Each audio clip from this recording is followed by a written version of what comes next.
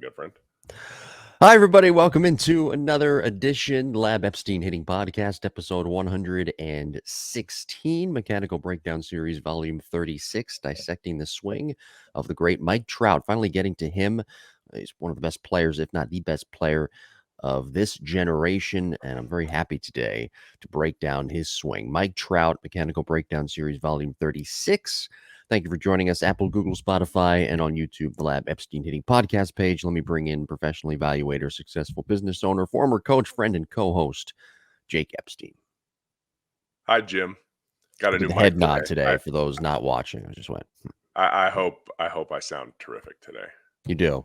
I might not sound as terrific. I'll tell you why. I was in St. Pete Beach yesterday. We're recording this on a Sunday. On Saturday, I was in St. Pete Beach, and I had a very, very lovely time.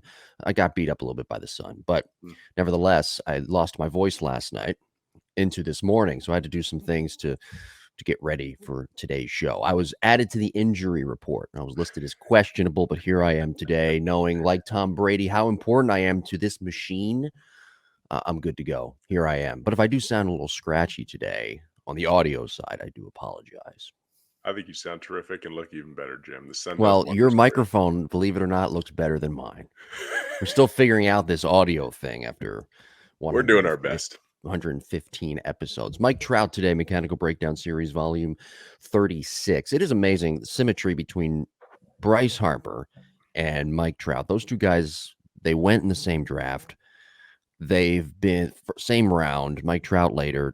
Harper was number one. And for their entire length of their careers, they have been compared over and over again. And I've said this before, Trout, I think, is ahead of Bryce Harper. But with Harper, he is in the postseason. He's been in the postseason. This is not an indictment, by the way, on Trout. No. Trout's only been in the postseason one time. And you kind of feel for the guy. Again, he's battled injuries in the last couple of years, but had a good year this year in 2022, still not in the postseason. And yes, he signed that deal by his choice with the Angels, a very long-term deal, but you kind of feel for him that he's still the best player, one of the best players, if not the best player in the game, and he's not in the postseason. And then there's Bryce Harper, who's also a top player in the league, and he's in the postseason every year. And I'm just comparing those two because they've run parallel, it seems like. Everybody has talked about them running parallel since 2012. Yeah, and injury-wise, too, they're parallel to each other. I mean, they both, get banged up, and they both miss big chunks of time. And they're both invaluable to their teams, their respected teams. You take Trout out of that lineup, they're worse, but you got to have about 4 Trouts in that lineup to get them to the postseason. So it's kind of a bummer, quite honestly. Trout, it would be so fun to see him this time of year. This is the best time of year to watch baseball, and it's electric. And you watch teams. I haven't watched the Mariners all year. I really haven't watched the Phillies all year because they're not in my local market. Sometimes I'll catch them on the MLB network or something like that. But you get to know these guys this time of year because, you want to watch every game. And for the most of the country that never gets to watch the Angels on TV, maybe once every 8 or 10 weeks on a Sunday night, if Ohtani's pitching, and hitting and Trout's in there, you just don't get to fall in love with these players that are really so great for the game. So whether or not he'll ever leave Anaheim, I'm not sure. The Angels have much upside to them over the next few years. Their farm system, you would hope that a team that is non-competitive for so long, their farm system would be built up, and unfortunately it's not. So they're going to have to get pretty creative to be contenders and to hopefully get Trout to be seen in the postseason. I mean, how fun would it be to watch Trout and Ohtani this, in a 3-game series? I'm glad you brought up Trout or and Ohtani for that matter. The Angels, you mentioned there that they have to get creative, but they just keep making it seems like the same mistakes over and over and over again. They just paid Ohtani $25 million to avoid arbitration. Yeah. Why would you do that? Take him to arbitration, save money, because you know that if you fall out of contention next summer, you're going to trade him. He's going to be like a Juan Soto type level deal that you could get and replenish your farm system from top to bottom. And he's going to leave in free agency. Why would you pay him $25 million? See, if I'm Mike Trout, I'm getting frustrated with the Angels because they continually make the same mistakes over and over again that don't seem logical in any way they spin it. It's not logical to me if you pay a guy $25 million in arbitration, right? Pre arbitration. Don't even take him to arbitration. You could save yourself a couple of million because you know that you're either going to trade him and he's going to walk or walk in free agency. Yeah, I mean, I don't know. Was the arbitration number going to be more than 25 million? I mean, is that? I, May have been, but yeah, I mean, that's the only why reason. not take him to arbitration and just take a chance, take a risk? Yeah, I mean, you're exactly right. Like, I would think they would need to trade both those guys, unfortunately, and I don't. I'm sure Trout has no trade clause, but would definitely waive that to go somewhere where he could be a contender and get yourself 6 to 8 prospects. And Yeah. probably 2 or 3 prospects that are in the top 5 in another team's organization. So I think that's probably the route they're going. I don't have any answer for you on the arbitration except that maybe they thought maybe there was goodwill. Hey, we're going to give you a little extra money. Your arbitration is probably going to come in at 21 or 22 in good faith that maybe you'll come back and sign. Maybe that's But something would you they want were to willing sign him to. though? He's going to be worth a lot of money, and the Angels always dole out these large contracts, and they always appear to be less than spectacular at Yeah, the end well, of they're it. going to have a new ownership group, so I that understand that, but I mean, you that could just have keep making something the to do same with it. mistakes. You keep making the same mistakes over and over again. It comes to a point Correct. where you That have to new say, ownership group okay, would have to um, really not be in it for the business and be right. in it for the fan base. Those are the kind of owners you need, like Cohen. With the Mets, he's like, I want to win. I got money. I want to I know, win. but the Mets had a better farm system than the Angels did when he They, took over. yeah, I mean, you look at like, I hate to say this, but if I don't know if anybody is an Angels fan who listens to the show, but I hate to say this, but I think the best route for anybody for this organization would be to trade Mike Trout. You hate hmm to say it because he's the franchise figurehead and he's got a yeah, long contract, and you somehow have to unload that and you have to get really creative in doing that. But you have to almost just wipe the slate clean and start this yeah. thing over because No, I it's not agree. doing either party any good if a guy is hitting the way he is and producing the way he is, like a Mike Trout, but the team is still losing and you're spending all of this money, you're not winning, and you don't have a farm system and guys that are coming up Mhm. that can be pieces around him and Otani.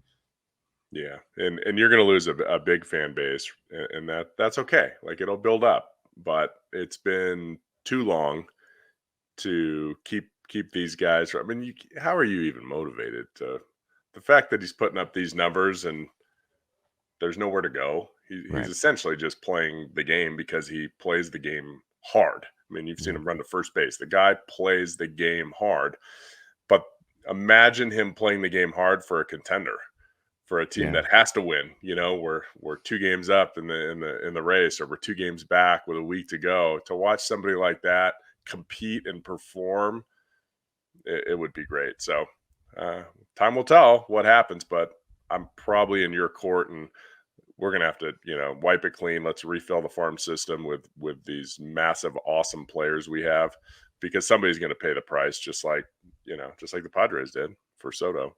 See, the one thing I worry about with Trout, worry, wrong word, but the one thing that if I was their front office, that I'd be concerned about if I were trying to trade Trout, if I wanted to trade Trout, that it would be very reminiscent of the Giancarlo Stanton deal unloaded from the Marlins to the Yankees, but basically you're just offloading a contract. You're not getting anything in return. And I wonder if that would be the case with Trout, anything significant in return. I'm because wondering if that's the case with Trout or would because his be. contract's so big. Right. They're saying, Right. yeah. I mean, I think the Angels might have to eat some of that, Right. but possibly not. I mean, Yeah, look, the Nationals wanted the Padres to eat a lot of Corbin's contract, and they said no.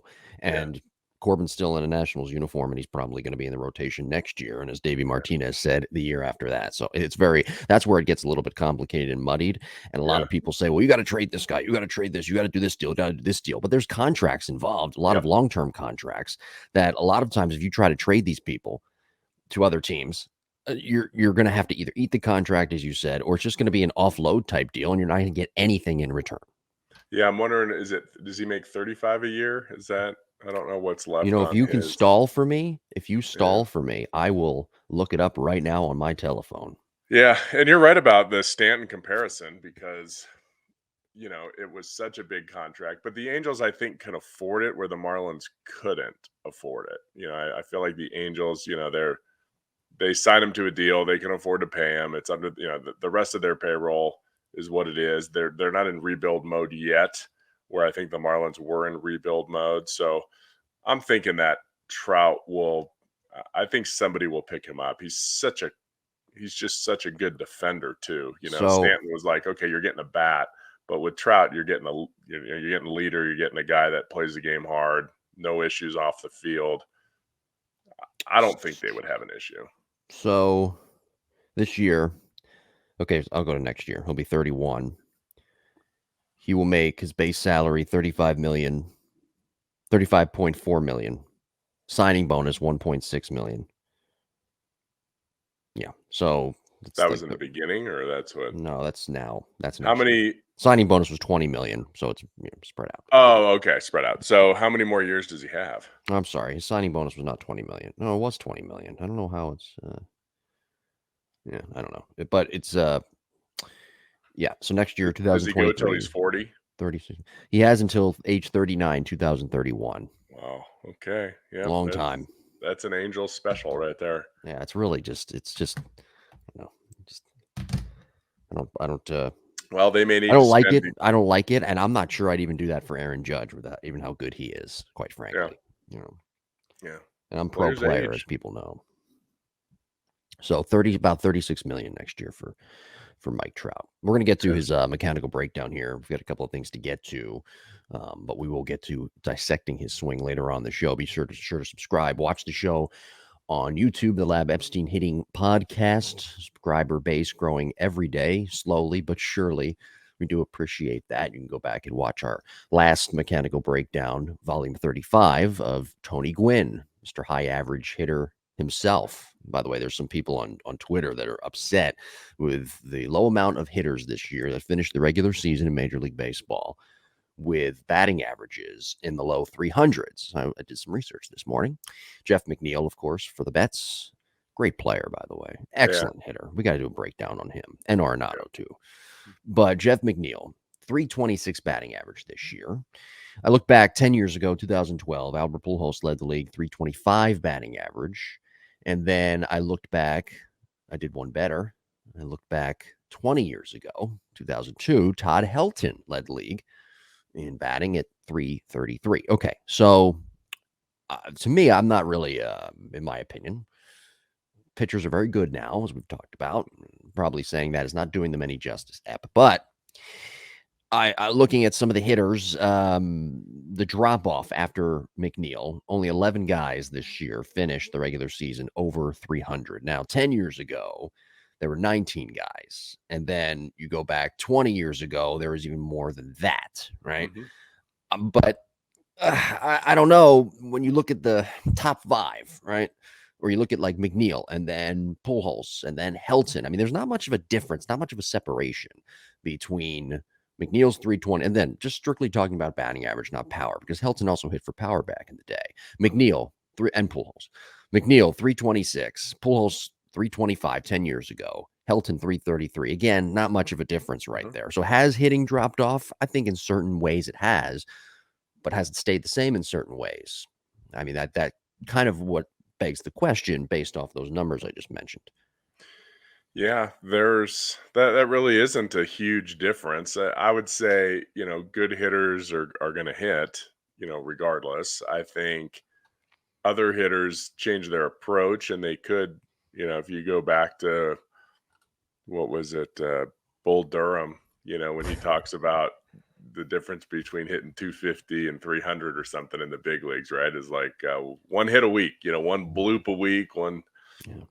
duck snort or broken bat or whatever. So it's not a lot. The game's so much harder now. I mean, you guys, I'm sure if you're listening to this podcast or watching this podcast, you're probably watching playoff baseball. I can't. I don't know how many. Must have seen 150 pitches over 100 miles an hour yesterday. Like what? Yeah. 100 miles and 101 miles an hour? Like this is an insane number. And you're facing these guys one time. you're facing a starter maybe twice, then you're facing some wicked arm once and another guy once and a special and then a closer. So the game's a lot harder, and I get that. So when you see averages drop off, that's just going to happen. You see production. I think home runs seem to be, there's not as many guys. There's a lot of guys around 30 home runs this year, where I feel like a lot of those guys were at 40 home runs plus the previous years. And obviously, you have your outliers, like Judge, but I think the game's harder. I mean, pitchers. Who's the guy? I mean, I don't watch the Phillies just because you like them so much, and I didn't say no. I Why? just Why are feel you like telling I don't lies want to to the watch them. audience? Who is the Why are you telling left-hander? lies to the audience? I know, but who is the? I haven't watched the Phillies much this year. Who is the left-hander that Alvarado. came in? Now, right, Alvarado. Right, He's got 100-mile-an-hour sinker. dude. Yeah, It was that ball's 100. moving. A That ball's sinker. got like a 6-inch horizontal movement on Back it in at the 100 day, miles Roger an hour. Clemens had a split finger in the low 90s, and that was considered nasty. Alvarado has a sinker, and it's 100 miles an hour. Right. I'm like, how do you hit this guy? That ball, it would have to start off on the inside corner to a right-hander, and you'd have to be like, oh, I should swing at that. You know what it's like? It's like, what can I think of it? Rivera's cutter, Yeah. only harder from the left. That's the same kind Yeah. of movement it had at 100. Yeah. I don't know. And you know what's weird about what you're Yeah. you're making a good point about Alvarado, but what's ironic about it is that he was one of the guys at one point, and still is at times, who's very inconsistent and can be very shaky. So it just goes to show you how hitters have Right. evolved as well and how good they really are. Because he can't control that pitch. If he starts it down the middle, it's a ball. Yeah. I mean, his grip pressure, his finger pressure is insane. So, anyway, yeah, getting back to the topic of players, less players hitting over 300. The game's about production now. It's not about average. It's about scoring. It's about driving in runs. It's about, if you need to hit home runs to score runs, then that's what we're doing. And with 2 strikes, we're not shortening up as much. Even though if Gene Segura didn't shorten up with 2 strikes, then the Phillies wouldn't have won that game the other day. So there's a space for everyone. And as a player, you have to know what your strengths are and your limitations. You have to understand the situation. And, if you need to put the ball in play, put the ball in play. If you need to hit a double with a runner on first, hit a double with a runner on first. That can be your approach with 2 strikes. But, your approach needs to change between pitches. In game situations sometimes. And I think the good players really show that. And those are the guys that probably hit for a higher average because they're a little bit sharper than everybody else. How about the Cardinals drop off too? Man, they made my tweet look bad when I said, what was it, last month or 2 months ago, whatever. Mets, I've seen enough Mets Cardinals in the NLCS. Thanks. But the Cardinals just peaked at the wrong time. Yeah. I mean, they were hot for a long time, and they cool off. Like, it happens. I still believe in the Mets, by the way. Mets Yankees Subway Series, World Series. I still believe. I mean, I don't know what's going to happen to teams that have 5 days off. It's going to be weird. It's going to be weird. Is their momentum going to still be there? Who had great momentum? The Astros had some pretty good momentum finishing up the year, right? They were hitting the ball well, and Verlander's pretty amazing. You're right. I just, for me, I'm not the whole momentum thing. I think you have to gain that momentum if you're a team of weaker elk, right? I think if you don't have the depth that the Astros have, the depth that the Yankees have, quite frankly, the depth that the Mets and the Braves have, you really, look, that's the point of the wild card, right? That's what they want to, besides get the TV money. But that's the point of the whole wild card thing, right? You want to give these buys to these teams that have this depth. So momentum ultimately really shouldn't matter too much. But we'll see. Yeah, we'll see. I mean, the Yankees if you're really the Phillies, right, or you're the Padres, and if the Padres win, talking about this on a Sunday here, but if the Padres win tonight, right, that's a huge momentum boost. And now you're looking at it, if you're the Dodgers, like, okay, we beat them up pretty bad in the regular season, but they've got some momentum here. We got to be careful. I forgot to mention the Dodgers, of course. I always forget to mention them. I don't, They just, hang out west and, win 111 games or whatever they are. And nobody talks about it, which is, except for like a blurb on ESPN, which is they're just kind of chilling out there. But be sure to follow us on Twitter, Instagram at Jim Tara, at Epstein Hitting. It's so easy to say our Twitter and Instagram handles with Cassie on cross dash functionality. I always, she has a complicated Twitter and Instagram handle, although I've gotten it down pretty well. But yours, it just rolls right off the tongue. And we did Oh talk, yeah. Cassie and I, this week, and I want to get your opinion on this. Our main topic was keeping a hitting journal Mhm. on cross dash functionality, episode 12. And she made some really great points about why you keep a hitting journal. Do you believe in something like that, being able to record your thoughts and the purpose of an actual hitting journal, how it helps you with your successes, but also kind of gets you through the weeds of that failure? Keeps you accountable too. So Good yeah, point. I, Yeah. I, I am a fan of that. And just we talked about the whole Dave Winfield, where he used to interview himself when he was going hot, when he Mhm. was hitting the ball well. What was I thinking? What was I eating? How was I preparing pregame? What was I doing after the game? What was my mentality? What did I feel? So he would do that, in video form, which is good. But writing it down, some people are visual, some people need to write things down, they remember it. But it helps kind of pound in maybe what you're doing at that exact time that you might be, hitting the ball well. Or if you're struggling, you have that journal. I'm swinging at bad pitches. I feel jumpy. I'm not sure where my timing is right now. My hands feel dead. I feel like I don't have any strength, and then you can compare that to maybe if you've lost weight, during the season or something like that. So, yeah, having a hitting journal and again, making it or keeping your accountability is okay. I'm working on this drill for this reason, but it makes you feel good. Like, look at what I accomplished this week. I took an extra 800 swings this week outside of practice. Now all of a sudden, I feel like I put in the work, right? I prepared properly, and sometimes that confidence, takes you above and beyond maybe where your ability is when you get into competition. So, I mean, we do the same thing here in our house, but it's for like schoolwork. Did Mhm. you put in the time? I don't care what your score is. I don't care what your grade is. Did you put in the time, right? Did you study? Did you put in the time?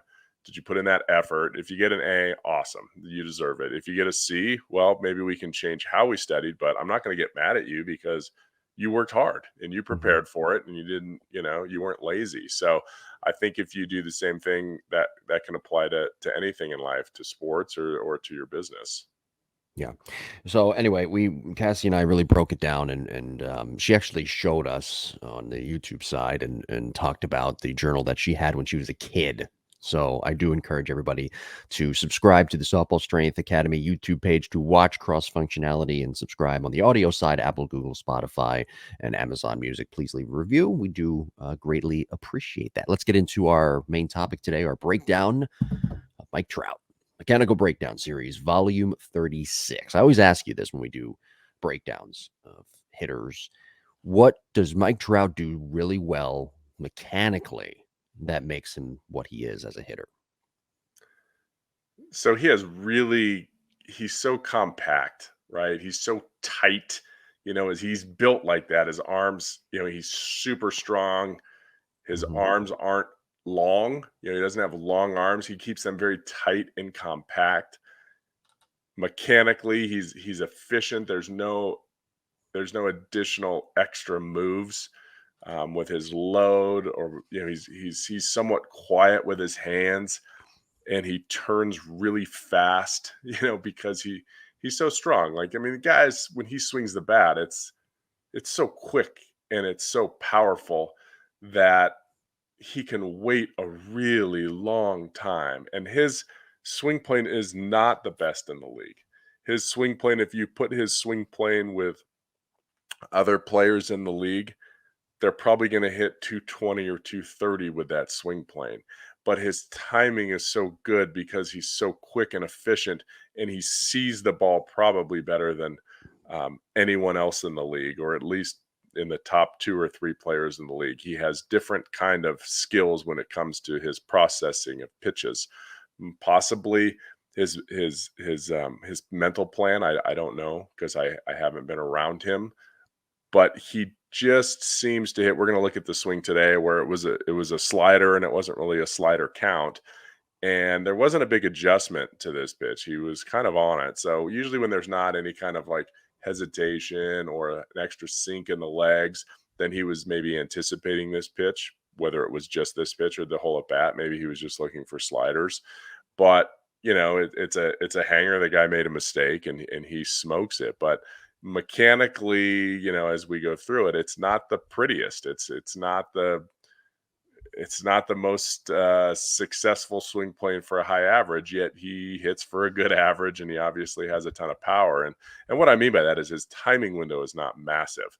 If he's 2 inches, or 3 inches late or 3 inches early, he's not going to hit it as well. Now, fortunately for him, he's super strong, so he hits the ball hard, and he'll top spin a ball to the left side or something like that. Or sometimes he'll fly out to right center and it'll go for a home run because it goes 380 feet. But if you were trying to build an average for a 12-year-old kid, you would probably want to add some things to his upper body in order to make that player stay on plane a little bit more. So What that's do you think kind of about my. his swing adjustability? Yeah, it's just his body. I just feel like he has mad bat to ball skills. I think he Yeah. has unteachable bat to ball skills, and I think it So doesn't he's matter. just gifted. He's overly gifted. Yeah, Right. he's overly gifted. I mean, anybody that can, be that size and run that fast and Yeah, hit no balls that, kidding. what I mean? Like, he's a Yeah. freak. He's the Mickey Mantle of today's generation for the most part. Like, he does everything amazing. Probably But his can't. ability to get to different types of pitches, right? I mean, that He kind of does, yeah. shows you Like right there that he has great swing adjustability. he's a very good low ball hitter, and we'll see Oh that yeah. because he kind of leans in a little bit more. So his adjustability is less with his hands, I would say, and more with his torso and his body. He's a guy that typically leans in a little bit more to drop his barrel on low pitches. So most players that do that are amateurs, they can do that on pitches at the thighs and below, but any pitch at the waist they can't get to. Well, somehow he's able to still get to pitches up, whether he cheats, whether he anticipates, whether he practices that. We've talked about what he thinks about in the batting cage. He tries to chop straight down and hit like a one hop ground ball. I mean, I'm sure most everyone has seen that YouTube. And you're like, what are you talking about? That dude swings up a ton. Like, he tries to lift everything. Yet when he's in the cage, with his hitting coach, he's chopping straight down on a tee. So it's just wild stuff what people think, and maybe what keeps them or keeps their swing plane manageable, what they Mhm. do on the side or what their thoughts are, what their feels are to make that happen in a game setting. So, yeah, I would say his adjustability is all torso adjustment for Mhm. him. And what I teach is, look, we need to be able to hit the pitch, especially today. We got to be able to hit the pitch at the waist, at the belt. Okay, maybe belly button, maybe not higher than that. Don't need to kind of get crazy with it, but belly button. So what I tell players is it's always easier to adjust down than up.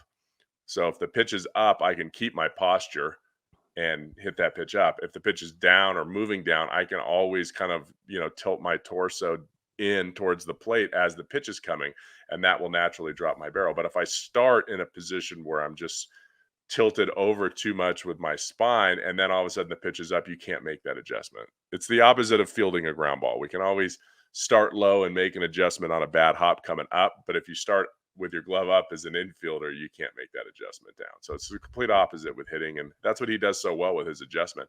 And the way he's built is important. He's a long So you're torso, saying with hitting, you should short-legged start guy. high, right? What's Pretty that? much with hitting. As Sorry, a but hitter, yeah, you you kind of start start at the high. top of the zone, and then you can always drop your hands. You can Hmm. always lean in a little bit more. Yeah, But if you start with your hands too low, then you can't get them back up. right. And your body, right? And your body too. Yeah, Right. if you lean in and then you come up and out of your posture, that's like rollover central. Your barrel Right. starts to do some weird stuff when that happens. What do you think of Trout's? And we're going to see it here in the video. What do you think of Trout's load? His leg kick, load into his back hip, Yeah, like even with it's his hands, the way he cocks the bat. What do you think of his load? What's your opinion on that? it's like all good and not beautiful. That's like Yeah. Mike Trout to me. Like Bryce You know, Harper hit a that's a home great run. point, and I'm Yeah, sorry to cut you off, but that is a that's great okay. This point is the by last you. podcast we'll ever do together. That is a great point by you because you spent all that time trying to set up that microphone. So a lot of effort wasted for one podcast when you think about it. But that's the thing with Trout that maybe people sort of, I don't know, excuse me, getting that voice back. It was questionable coming in. Um, Harper, number one overall, right? In 2000, and what was it now? I Hmm. don't even remember. But um, I think it was 2009, right? Or 10? No, it was 10 because Strasburg was number one and 9. But Mm. when Harper is going well, he does things are pretty. right? I mean, Yeah. we see that with other players. Arenado, when he's in the field, he's like an artist for God's Yeah. sakes. Things are it's pretty. Shortstops throughout the league, the way they do things, the way they carry themselves, and athletically, what they are able to do at the plate in the field. It's why they're shortstops because they're supreme athletes. Yeah. Everything they do, again, it's the word of the fucking segment here. Right. Pretty. With Trout, nothing's really pretty, but the numbers are there, and he still gets he gets things done. He still hits home runs. He still steals bases. He still makes the play. But if he's making the play diving, you're like, well, that wasn't as graceful as, say, a Harper, right? Or a whomever. Yeah. No, you're It's right. just anyway, it's just He's like a it's- 240-pound linebacker right. It's just a weird thing, playing I guess. baseball. That Yeah. and he's great at it. But He he's a just great doesn't. athlete. That's what's Yes. ironic about it too. He's a supreme top level athlete, one of the best in all of Major League Baseball. Yeah.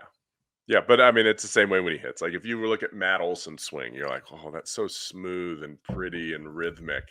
Right. And then you look at Trout and you're Or like, Cunha too. you're like, "Oh, that was hit 440 feet like on a line," but you Yeah. weren't like, "Wow, that was so smooth." So his load is like whatever. He just kind of picks up his leg. He's got a little leg kick. It's not super smooth.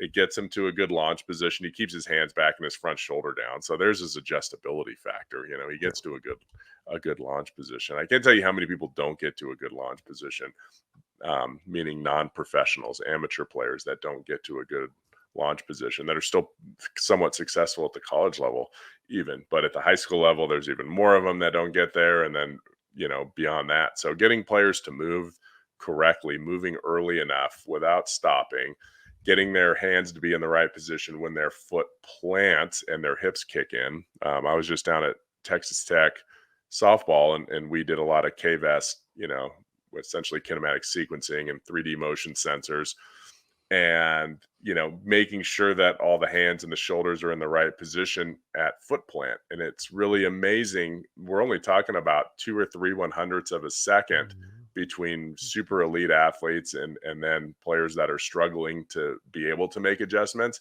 So a lot of players will have their hands back at toe touch, but by the time their front heel and their front hip kicks in at their first move, their hands have moved a lot. And when you do that, you lose adjustability and sequencing. So he's a person that is very, very good at keeping his hands back when his front heel lands. And that's why he's able to make adjustments. Um, and he's a good, pretty good two-strike hitter because of that. Well, I've got my video ready again to watch our breakdown. The Lab Epstein Hitting Podcast YouTube page. If you are ready, I'm ready. I've got it right here on my Okay. telephone. Mike Trout, Mechanical Breakdown Series, Volume 36. Okay, let's rock and roll here with Trout. So kind of starting with the front view here, and you can see his foot as the ball is released from the hand. As soon as we see the ball about maybe 6 or 7 feet out of the hand, you can see Trout's foot is up, and it's not going up anymore. It's going to be on his way down. Okay, so now we're going to bring him all the way to front heel plant, right about let's stop at toe touch first. So at toe touch, you can really see how much his front shoulder isn't just below his back shoulder, okay, but it's turned in as well. We can see his number, we can see his name. And again, this is a right-handed pitcher. So we've talked about this with Ken Griffey Jr. The reason he hit lefties, there's only been, this was, I haven't done a study probably in the last 10 years on this, but there's only been 2 lefties that really, left-handed hitters that hit left-handed pitchers really well in history. And one was Stan Musial and one was Ken Griffey Jr. And if you look at them, they almost had like double jointed necks where they were able to stretch their head over their torso so they could stay closed with their shoulders, but also be able to see the pitcher with two eyes. I think Trout kind of has that same flexibility from the right side. So if you look at him right before his heel plants, he hasn't. Oh my gosh, I saw a video today, and I'm sure you have too, about every pitch we take, our legs should our hips should open and our bat should turn behind us, right? It's one of those. It's like the most aggressive take I've ever seen. Well, if you do that, you're gonna give yourself away on so many pitches, okay? Because you're gonna rush your shoulders and you're gonna rush your knees. Notice how his hips are opening a little, but it's from toe touch to heel plant. So I have him at toe touch. His front hip is totally closed here, okay? And then toe touch to heel plant. Now it starts to open, but notice how his hands are still back behind his head. Okay. Importantly, we can see his hands here. Right before heel plant, his hands aren't trapped behind him. So many players are taught to pull their hands, the scap load. They overdo a scap load, and their hands are like to the right as we're looking at this behind his head. Okay, we have certification next weekend, or this weekend, I guess, a week from yesterday. And one of the big things we talk about is keeping the knob visible to the ball. I always want the knob, if there's a camera on the knob, it has to be able to see the ball. But if the knob of the bat is behind your body, it gets cut off, and then we have to spin to get our hands through. So, very important that his hands are visible here. As he goes to rotate from the front, one of the things he does really well. I'm going to try to. Well, the camera's moving, so we can't do this. But I want you to watch his head where it says Tijuana Flats. Okay, it's like right in the middle of that A. Let's see if his head lifts at all. See how his head is still right in that A? So his head doesn't lift. A lot of people will lift and come up and out of their swing, and you have to be careful with that. But if we look at him at contact, again, this is a high pitch. His barrel, for a guy that, typically swings up, sometimes a little bit more, his barrel doesn't come from down here. This frame before, his barrel is almost on line with that. And then if we go back one more, the knob is kind of facing the ball in this position, right? When people say, all the old school people say knob to the ball, well, that's what they mean. It's not when the ball's on a tee. It's when the ball's, approaching the plate. You get the knob out in front, and then you release the barrel. So when he releases the barrel, he's very consistent. Okay. In fact, if I put a line on this bat before contact, we're looking at roughly 29 degrees. If I take him right at contact and I put a line on that, he's at, where's the barrel? I lost the barrel there. 27 degrees. So he's within 2. And then one after, it looks like he comes up closer to 20 degrees or so. So he's got a little bit of a flip there. But the reason he does is if you look at his right elbow, you can see how tight it is. So by extending your top hand, that keeps the barrel on this angle he's at right at contact. So it keeps the barrel going through the zone. But when you have absolutely perfect depth perception, then you don't need to probably do that quite as much as other players, which we see there. So let's take it to the side. But notice how there wasn't a hesitation, right? This was a slider. He just stepped, dropped his foot, and then went after it. So that's what makes me think that he was looking for it. So we're going to the side view. You can see big leg kick, right? And it is big, and he's kind of always had that. Sometimes I usually, what you don't want to have the knee do is get above the hip. I'll get some really wiry players that do that, but I typically, that's a riskier move for youth players, getting your front knee over your back knee. Okay, when you lift it up really high like that, that's a little bit tougher. But watch how quiet his hands are from the top of his stride. Are they moving away from his head? No. So many players are taught to load during this part. Look how quiet his hands aren't moving at all. His shoulders aren't moving at all as his foot comes down. Okay. I mean, that is awesome. That's, here's heel plant. Look at his front shoulder depth. What? Yeah, you can do anything from there. You can make any adjustment from there. Okay. That's probably his best position. What would most people say? Oh, dude, you're wrapping the bat. You got to get the bat more upright. No, you really don't. His hands are in a good spot. Okay. Then as he rotates, that bat stays next to his head. Then the front shoulder comes up. He's got a funny back foot, so let's keep an eye on that. It kind of rolls in a lot. Okay. You can see no bad drag, knob in front of the back elbow. All that is good. Okay. This is a higher pitch, and this ball is a breaking ball, right? So this ball is going to drop more than a high fastball at this level. So a high fastball probably be 4 degrees drop or so, 4 or 5. This is a slider, probably at 6 degrees coming down here. And if you look at his barrel, right, he gets slightly underneath it here, but not much. Okay. And then he's on it here. So this is where he hits it. But what happens if he was like an inch early, right there? One frame early, he hits that ball off the end. And that's what I mean about his depth perception and his timing being so good. He can't really hit a ball out in front of his front toes. Because if he does, he runs out of bat. If he hits it here, he's going to hit that green line's the ball, right? He's going to hit that off the end of the bat.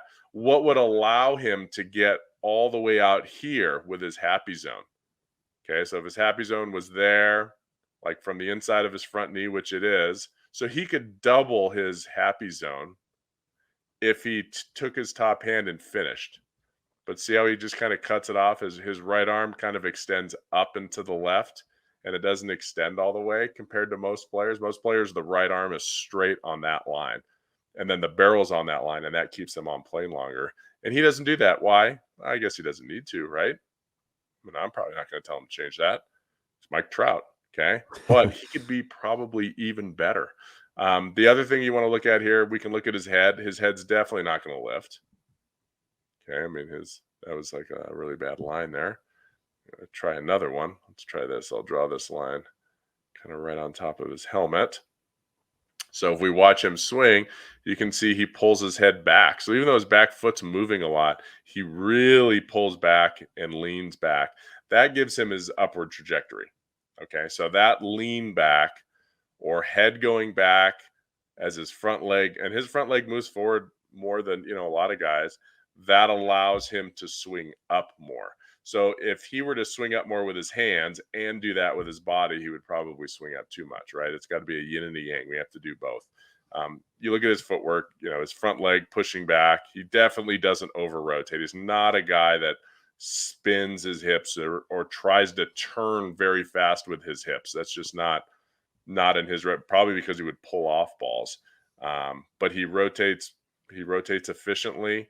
His shoulders rotate through. He kind of cuts his follow through off because his shoulders and arms are so massive. Like he can't get his right shoulder around anymore in his follow through. And that's the swing. Again, it's so productive.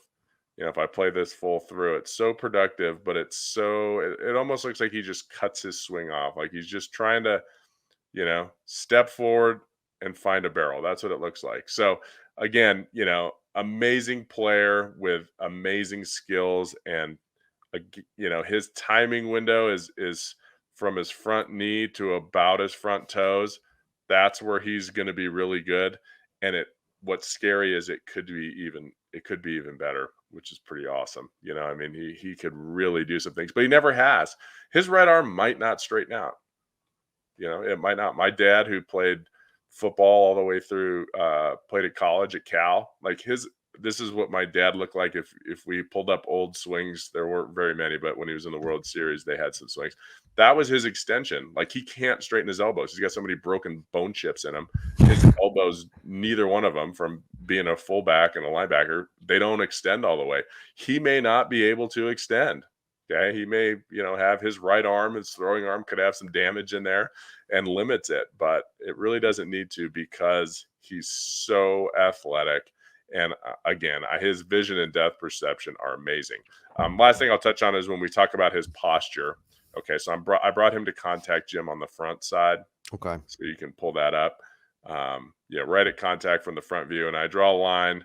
There's his spine, and then we look at his barrel. And they're close to perpendicular, right? Those two lines are very close to perpendicular. So what he does really well is on pitches that are down more, his spine will be like this, maybe another 20 degrees in, and then his hands will be in a similar spot, but they'll be, his vertical bat angle will be lower. Mm-hmm. And that's what he does so well to cover pitches down. That's the adjustment he makes with his body, and he does a very good job of that. Not every player does that. A lot of players don't do that. They'll just make a little hand adjustment there at the end of the swing. But the reason is if you start on this bottom line and you start leaning in, and then all of a sudden the pitch is up at the top of the thighs or a hanger like this, then all of a sudden you can't undo your posture. If you come up and out of that posture, you're going to end up topping this ball and hitting a ground ball to third base. So that's why it's always easier to start at the top, and then as the pitch gets lower, you kind of sit in. Now, do you have time to do that in 0.24 seconds? No, but what you do is you practice. Again, this is like our certification 101. My John Wooden, I love John Wooden stuff. We've talked about that a lot. But you prepare the player to do that, to make those adjustments. Can you have your posture here on a high pitch? Can you have it here on a low pitch? What's the right way of doing that? Do we do more high or more low? Do we do it even? And then you run them through that in a game type way and see if their brain can make that adjustment automatically in a quarter of a second. And the ones that do are special, right? The ones Yeah. that do are great athletes. So not everybody can do.